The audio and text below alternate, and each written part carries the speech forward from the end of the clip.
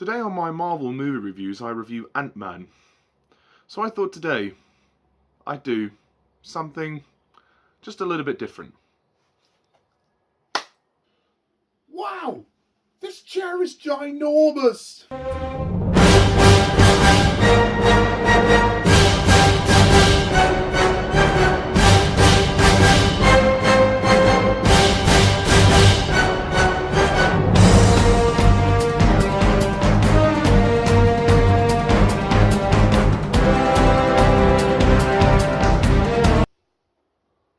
Hello everybody and welcome to my review of Ant-Man, directed by Peyton Reed. So, the basic plot of Ant-Man is that it all centres around this thief known as Scott Lang. He's having a bit of a rough time. He's trying to turn his life around. He gets released on bail and he comes across this old house which he breaks into and discovers this suit which enables him to shrink down to the size of an ant. And then he comes into contact with Dr. Hank Pym, who has developed this technology formula known as the Pym particle, which reduces people down to the size of insects. However, Pym's former apprentice, Darren Cross, who is head of Pym Tech, I believe it's called, he wants to basically exploit everything himself and use the technology for military purposes. And we also have Pym's daughter, Hope, on two sides of this. She's working with Darren, but she's also loyal to her father. At the same time, she's quite bitter about her father because she wants to know what happened to her mother. And it becomes a heist movie. Scott is called upon to help Pym and his daughter break into the industry and steal the yellow jacket before Darren can sell it to the buyers. And that's pretty much it. And Scott has to turn his life around so he can see his daughter again. So, Marvel's Ant-Man. Yes, I decided to do my review like this. It's a bit of an experiment, but hey ho, you know, you can never have too much of a good thing.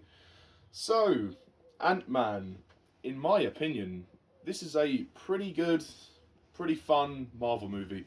I mean, I'm not going to lie, when I first heard about Ant-Man, my initial reaction wasn't particularly promising. I just thought to myself, really? Really? With Ant-Man? We're going this low now, Marvel? I mean, on paper, the concept sounds absolutely ridiculous, and it just sounds like it would not work. But surprisingly, Ant-Man is actually a pretty fun movie. I mean, don't get me wrong, the concept is stupid. It's silly. I mean, it is ridiculous. But they pretty much made the best movie they could out of it. There's no real way they could have done it any differently. And to be honest, I haven't seen this film in a while, so I was unsure about rewatching it. And obviously we've got the sequel coming out, Ant-Man and the Wasp, this year, which is good. I don't think the story is anything amazing, and it does set the film back a little bit. But what kept it interesting for me was the character of Scott. Now, Scott is he's obviously a thief. He's a convict. So I thought to myself, well, how are we going to make this guy interesting? Because relatable. Because surely he's a bad guy. He's a thief. But you know what? He's a likable guy. He's very funny. He's very charming, and he's not a bad person. He's just got caught in He's just been caught in bad situations. He's trying to turn his life around. He knows the errors of his ways, and he wants to help provide for his daughter. So Hank Pym kind of helps him turn his life around, and they kind of help each other. Scott is what makes him also relatable as a character is that he has a daughter. Now that was something that was really interesting to me. The fact that the movie chose to give us an emotional hook by having him have a daughter, and how he's kind of separated from his wife, well, his ex-wife, and how his wife's new partner is a cop. So the irony of that, lol.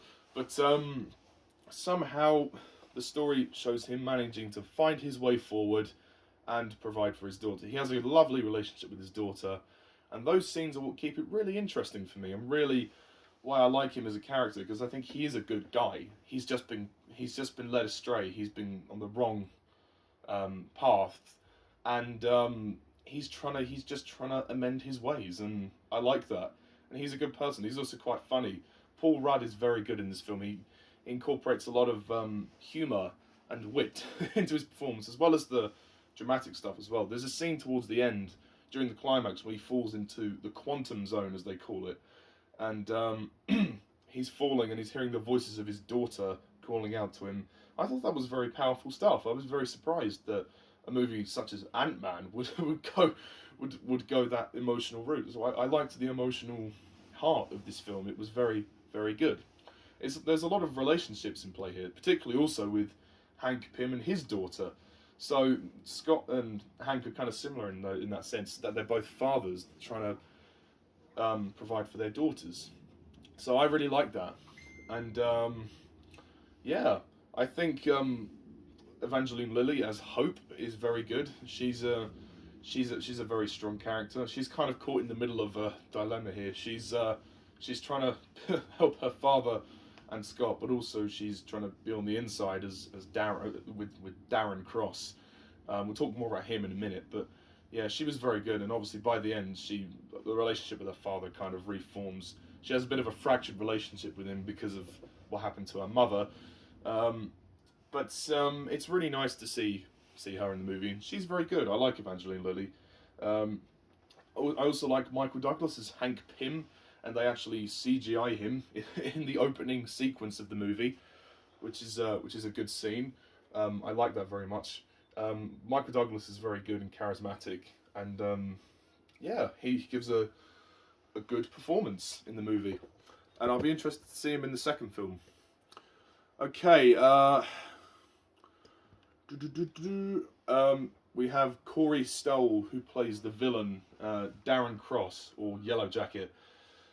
If there was anything that did bog this film down, it's this. I mean, to be honest, the whole plot regarding Darren Cross and his motivation, it's just silly. I mean, it's all been done before. It basically feels like the first Iron Man movie, Obadiah Stane. That's what it feels like to me. It feels like that's what his motivations are, and he kind of looks like him as well. He's bald, and he's just a businessman. He wants to. It's just about making a buck. He wants to get rid of Hank Pym, whereas Obadiah Stane wanted to get rid of Tony Stark. It's all very similar. And to me, Darren Cross is just a crap character. He's just nothing. I mean, it's not the actor's performance that's bad. The actor's fine. It's just the way they wrote the character. There's nothing to him. Like, he's really nothing, and he doesn't get much to do as well. And yeah, I think Michael Pena's funny in the movie. He's as Luis, Scott's friend. He's good.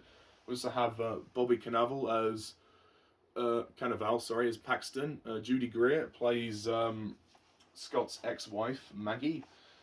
She doesn't do much, but it's nice to see her there. And the little girl that plays his daughter, she's very sweet. She's very sweet in the movie.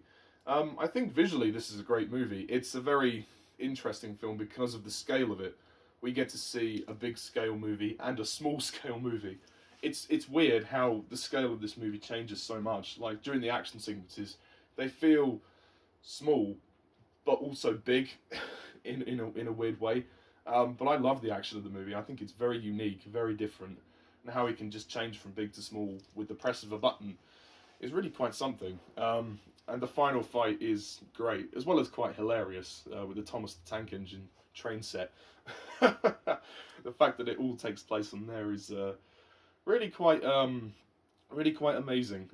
And I think the design of the suit looks cool, and how he also, when he's I love all the scenes when he's training as well, and he creates he names one of the ants Anthony, and that's nice. That's a nice little cute relationship. I think this is a great movie. It's a good film. It's a very solid piece. It's surprisingly emotional in places. It's very fun.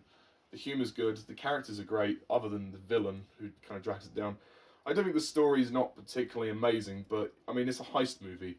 That's what separates it from the other Marvel movies, and that it's a heist movie, and a lot of fun could be had. You could watch Ant-Man when you're drunk, you know, having a film night. You could just watch it, and it'd just be fun. One other scene that I have to mention is also the scene with the Falcon. I've mentioned before in previous reviews that the MCU do sometimes rely a lot on nostalgia. This is kind of one of those cases, although it's only one scene, so I'll give them that. I mean, it's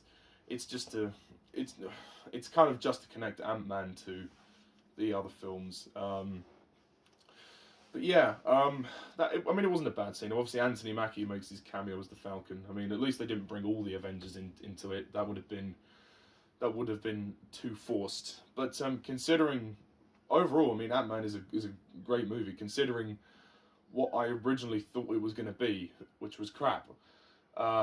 So I'm very glad to say that it isn't crap, and I really enjoyed watching it. I had a good fun time, and I'm excited for the sequel.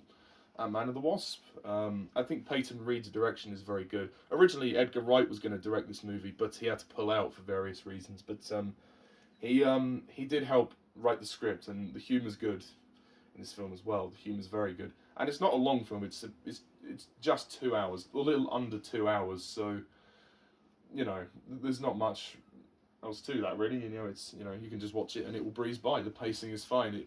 It doesn't drag at all. It's not too short, it's not too long. I think it's just right. It's just right for what it is. It's a very unique Marvel movie in that sense. So yeah, I'm going to close off this review by scoring Ant-Man an 8 out of 10.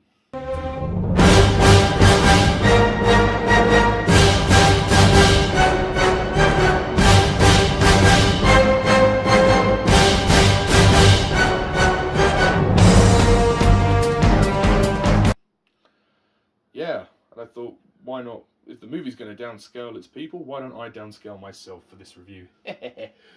I actually got that figure that you see right in front of you. I got that for my birthday from a friend of mine, which is just very nice. Nice of him to do that.